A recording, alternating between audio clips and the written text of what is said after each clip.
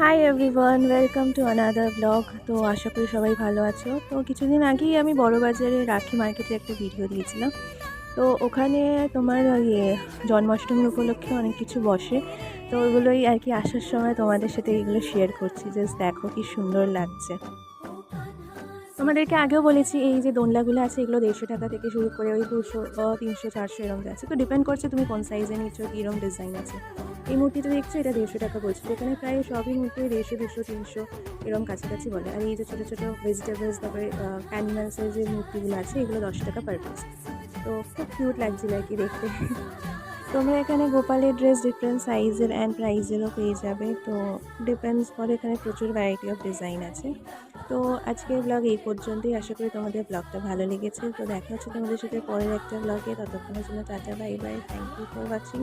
সবাই ভালো থেকো, বাই।